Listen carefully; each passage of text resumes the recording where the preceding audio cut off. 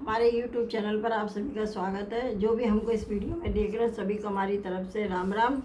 पिछले वीडियो में हमने रामचरितमानस का जो अयोध्या कांड है उसके हमने 170 दोहे चौपाइयों के साथ पूरे पढ़ लिए थे, और जो इसके आगे के दोहे चौपाई है वो हम इस वीडियो में पढ़ेंगे। तब तक के लिए आप सभी हमसे जुड़े रहिए और ध्यान से सुनिए। सुनो भरत भावी प्रबल बिलक कहे मुनिनाथ, हानि लाभ जीवन मरण जस अब जस विधिहात। अर्थात मुनिनाथ ने बिलक कर दुखी होकर कहा, हे भरत सुनो, भावी होनहार बड़ी बलवान है। हानि लाभ जीवन मरण यश अपयश ये सब विधाता के हाथ है। अस विचार कई दे दोषु भरत काहि पर की जई रोसु। तात विचार करो मन माहि सोच जोग दशरथ रही। अर्थात ऐसा विचार कर किसे दोष दिया जाए और व्यर्थ किस पर क्रोध किया जाए, यह तात मन में विचार करो। राजा दशरथ सोच करने योग्य नहीं है। सोचिए विप्र जो वेद विहीना, तज निज धर्म विषय लय लीना। सोचिए नृपति जो नीति न जाना, जय न प्रजा प्रिय परान समाना। अर्थात सोच और उस ब्राह्मण का करना चाहिए जो वेद नहीं जानता और जो अपना धर्म छोड़कर विषय भोगों में ही लीन रहता। उस राजा का सोच नहीं करना चाहिए जो नीति नहीं जानता और जिसको प्रजा प्राणों के समान प्यारी नहीं है। सोचे भय सुकृपण धनवानी, जो न अतिथ सब भगत सुजानु। सोचे श्रद्ध विप्र अवनानी, अवमानी मुखर मान प्रिय ज्ञान गुमानी। अर्थात उस वैश्य की सोच करना चाहिए जो धनवान होकर भी कंजूस है, जो अतिथि सत्य का तथा शिव जी की भक्ति करने में कुशल नहीं है। उस शूद्र का सोच करना चाहिए जो ब्राह्मणों का अपमान करने वाला, बहुत बोलने वाला, मान बढ़ाई चाहने वाला और ज्ञान का घमंड रखने वाला है। सोचिए पुण्यपति वंचक नारी, कुटिल कलह प्रिय इच्छाचारी। सोचिए बटनी व्रत परिहरही, जो नहीं गुरु आयस अनुसरही। अतः पुनः उस स्त्री का सोच करना चाहिए जो पति को छलने वाली, कुटिल कलह प्रिय और स्वेच्छाचारिणी है। उस ब्रह्मचारी का सेवच करना चाहिए जो अपने ब्रह्मचर्य व्रत को छोड़ देता है और गुरु की आज्ञा के अनुसार नहीं चलता।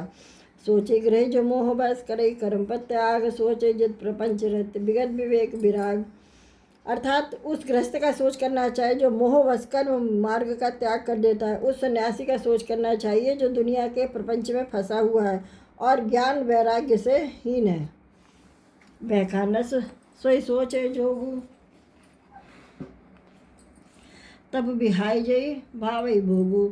सोचिए पिसुन अकारण क्रोधी, जनन जनक गुरु बंधु विरोधी। अर्थात द्वान प्रस्थ वही सोच करने योग्य है जिसको तपस्या छोड़कर भोग अच्छे लगते हो। सोच उसी का करना चाहिए जो चुगलखोर है, बिना ही कारण क्रोध करने वाला है तथा माता पिता गुरु एवं भाई बंधुओं के साथ विरोध रखने वाला है। सभी सोचे पर अपकारी, निज तनु पोषक निर्दय भारी। सोचनीय सब ही विद सोई, सो जो न छाड़ी जल हरिजन जो होई। अर्थात सब प्रकार से उसका सोच करना चाहिए जो दूसरों का अनिष्ट करता है, अपने ही शरीर का पोषण करता बड़ा भारी निर्दयी है, और वह तो सभी प्रकार से सोच करने योग्य है जो छल छोड़कर हरि का भक्त नहीं होता। सोचनीय नहीं कौशल राहु भुवन चारिदर प्रकट प्रभाव भय न ऐनस अब होनी हारा, भूप भरत जिस पिता तुम्हारा। कौशल राज दशरथ जी सोच करने योग्य नहीं है जिनका प्रभाव 14 लोकों में प्रकट है। हे भरत, तुम्हारे पिता जैसा राजा तो न हुआ है न ही अब होने को है। विधि हरिहर सुरपति दशनाथा, भर नहीं दशरथ सब दशरथ गुण गाता। अर्थात ब्रह्मा विष्णु शिव इंद्र दिक्पाल सभी दशरथ जी के गुणों की कथाएं कहा करते हैं। कहु तात के भात को करे बढ़ाई, तास राम लखन तुम शत्रुघ्न सरस सरिस सुवन सुचजासु। अर्थात हे तात कहो उनकी बड़ाई कोई किस प्रकार करेगा जिनके राम लक्ष्मण तुम और शत्रुघ्न सरीके पवित्र पुत्र हैं। सब प्रकार भूपति बड़ भागी, भाद विषादु कही तई लागी। यह सुन समझ चोरु, सोच परिहर हुई सिर धरि राज रजाए सुकरहूँ। यानी राजा सब प्रकार से बड़भागी थे, उनके लिए विषाद करना व्यर्थ है। यह सुन और समझ सोच त्याग दो और राजा की आज्ञा सिर चढ़ाकर तदनुसार करो। राय राज पर तुम कहीं दीना, पिता बचनपुर चाही कीना। तजे राम जय बचन ही लागी, तन परिहरे राम विरहागी। अर्थात राजा ने राजपद तुमको दिया है, पिता का वचन तुम्हें सत्य करना चाहिए, जिन्हें वचन के लिए ही श्री रामचंद्र जी का त्याग किया और राम विरह अग्नि में अपने शरीर की आहुति दे दी। वचन प्रिय नहीं प्रिय नाना, करहूँ तात प्रति वचन प्रवाना। करहूँ शीस धरि भूप रजाई, यह तुम कह सब भांति भलाई। राजा को वचन प्रिय थे, प्राण प्रिय नहीं थे, इसलिए हे तात पिता के वचनों का प्रमाण यानी सत्य करो, राजा की आज्ञा सिर चढ़ाकर पालन करो, इसमें तुम्हारी सब तरह भलाई है। परशुराम पिता आज्ञा राखी, मारी मारी मात लोक सब साकी, तनय तनय तज तनय जजाती जौबन धयऊ पित आज्ञा अग अजसु न भयऊ। अर्थात परशुराम जी ने पिता की आज्ञा रखकर माता को मार डाला। सब लोग इस बात के साक्षी है। राजा ययाति के पुत्र ने पिता को अपनी जवानी दे दी। पिता की आज्ञा पालन करने से उन्हें पाप और अपयश नहीं हुआ। अनुचित उचित विचार तजी वे पालय पित बहन ते भाजन सुख सुजय सुखे बसई अमर पतियन।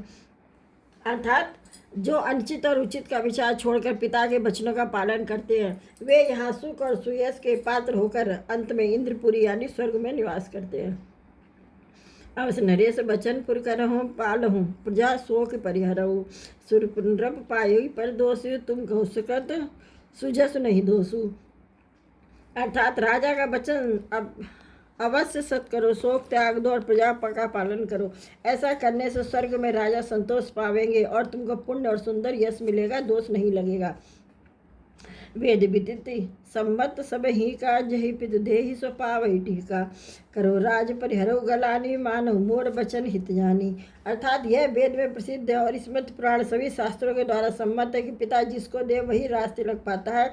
इसलिए तुम राज करो, ग्लानि का त्याग कर दो, मेरे वचन को हित समझकर मानो। सुन सुगलैव राम वैदेही अंचित कहव न पंडित कही कौशल्यादि सकल महतारी ते उपजा सुख होई सुखारी। अर्थात इस बात को सुनकर श्री रामचंद्र जी और जानकी जी सुख पाएंगे। कोई पंडित इसे अनुचित नहीं कहेगा। कौशल्या जी आदि तुम्हारी माताएं भी प्रजा के सुख से सुखी होवेंगी। परम तुम्हारा राम कर जाने सो भी तुम सन भल माने सो राज राम के आए सेवा करो स्नेह सुहाए। अर्थात जो तुम्हारे और श्री रामचंद्र जी के श्रेष्ठ संबंध को जान लेगा वह सभी प्रकार से तुम्हें भला मानेगा। श्री रामचंद्र जी के लौट आने पर राज उन्हें सौंप देना और सुंदर स्नेह से उनकी सेवा करना। कीजे गुरु आय सब से कहे सचिव कर जोरी रघुपति आए उचित जस तस्तम कर्म कहोरी बहोरी। अर्थात मंत्री हाथ जोड़कर कह रहे हैं कि गुरु जी की आज्ञा अवश्य पालन कीजिए। श्री रघुनाथ जी के लौट आने पर ऐसा उचित हो तब फिर वैसा ही कीजिएगा। कौशल्याधर धीरज कहे पूत पत्य गुरु आयस है सो आदरि करिए हित मानी तजिए विषाद काल गति जानी। अर्थात कौशल्या जी धीरज धर कर कह रही है कि हे पुत्र, गुरु जी की आज्ञा पत्थर रूप है, उसका आदर करना चाहिए और हित मानकर उसका पालन करना चाहिए। काल की गति को जानकर विषाद का त्याग कर देना चाहिए। भन रघुपति सुरपति नर नाहु तुम यही भांति तात कदराहू परजन प्रजा सचिव अब सब अम्बा तुम्हें सुत सब कह अवलंबा। अर्थात श्री रघुनाथ जीवन में महाराज स्वर्ग का राज करने चले और हे तात तुम इस प्रकार कातर हो रहे हो कि पुत्र कुटुंब मत प्रजा मंत्री और सब माताओं के सबके तुम एक ही सहारे हो। लघुविद बाम कालु कठिनाई धीरे धरो मात बल जाई सिर धरि गुरु आय सन सरो प्रजा पाले परजन दुख हरऊँ। अर्थात विधाता को प्रतिकूल और काल को कठोर जानकर देखकर धीरज धरो। माता तुम्हारी बलिहारी जाती है। गुरु की आज्ञा को सिर चढ़ाकर उसी के कार्य करो और प्रजा का पालन कर कुटुंबियों का दुख हरो। गुरु के वचन सचिव नंदन सुने भरत हित जनु चंदन सुनी बहोरी मातु व्रजवानी शील सने सरल रसानी। अर्थात भरत जी ने गुरु के वचनों और मंत्रियों के अभिनंदन यानी अनुमोदन को सुना। उनके हृदय के लिए मानो चंदन के समान शीतल थे। फिर उन्होंने शील स्नेह और सरलता के रस में सनी हुई माता कौशल्या को की कोमल वाणी सुनी। सानी सरल रस मातु बानी सुनी भरत व्याकुल भये लोचन सरूर स्रवत सीचत बिरह उर अंकुर नये सो दशा देखत समय ते ही बिसरी सब ही सुत देह की तुलसी सराहर सकल सादर शिव सहज स्नेह की। अर्थात सरलता के रस में सनी हुई माता की वाणी सुनकर भरत जी व्याकुल हो गए। उनके नेत्र कमल जल आंसू बहाकर हृदय विरह रूपी नवीन अंकुर को सींचने लगे। नेत्रों के आंसुओं ने उनकी वियोग दुख को बहुत ही बढ़कर उन्हें अत्यंत व्याकुल कर दिया। उनकी वह दशा देखकर उस समय सबको अपने शरीर की सुध भूल गई। तुलसीदास जी कहते हैं, स्वाभाविक प्रेम की सीमा श्री भरत जी की सब लोग आदरपूर्वक सराहना करने लगे। हमने यहाँ पर 5 दोहे चौपाइयों के साथ पढ़ लिए और अब हम अगले वीडियो में मिलेंगे। तो तब तक के लिए आप सभी को जय श्री राम।